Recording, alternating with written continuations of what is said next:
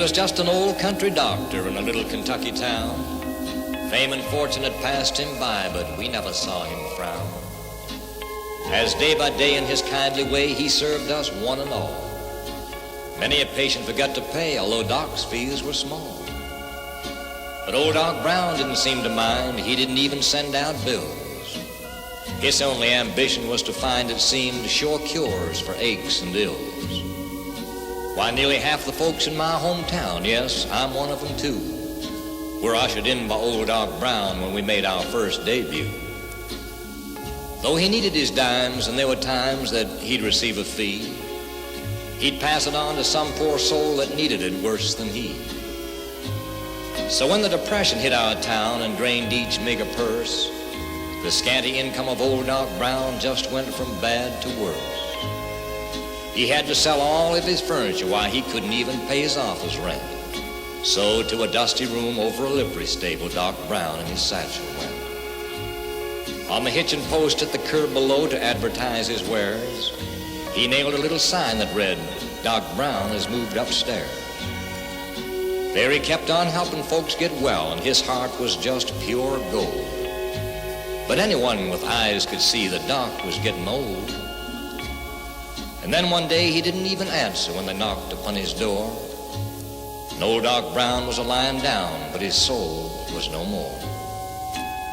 They found him there in that old black suit, and on his face was a smile of content.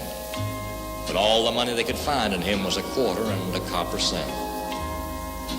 So they opened up his ledger, and what they saw gave their hearts a pull. Beside each debtor's name, old Doc had written these words, "Paid in full." It looked like the potter's field for Doc. That caused us some alarm. So someone remembered the family graveyard out on the Simmons farm. Old Doc had brought 6 of their children, and Simmons was a grateful cuss. He said, "Doc's been like one of the family, so you can let him sleep with us." Old Doc should have had a funeral fine enough for a king. It's a ghastly joke that our town was broke and no one could give a thing. Except Jones the undertaker, he did mighty well, donating an old iron casket that he'd never been able to sell. And the funeral procession, it wasn't much for grace and pomp and style, but those wagon loads of mourners, they stretched out for more than a mile. And we breathed a prayer as we laid him there to rest beneath the sod, this man who'd earned the right to be on speaking terms with God. His grave was covered with flowers, but not from the floral shops, just roses and things from folks' gardens and 1 or 2 dandelion tops.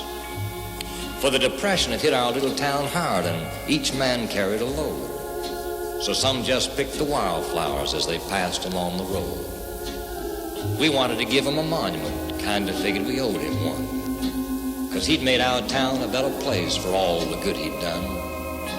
But monuments cost money, so we did the best we could. And on his grave we gently placed a monument of wood. We pulled up that old hitching post where Doc had nailed his sign, and we painted it white, and to all of us, it certainly did look fine. Now the rains and snows have washed away our white trimmings of paint, and there ain't nothing left but Doc's own sign, and that is getting faint. Still when southern breezes and twinkling stars caress our sleeping town, and the pale moon shines through Kentucky pines on the grave of old Doc Brown, you can still see that old hitching post as if an answer to our prayers, mutely telling the whole wide world, Doc Brown has moved upstairs.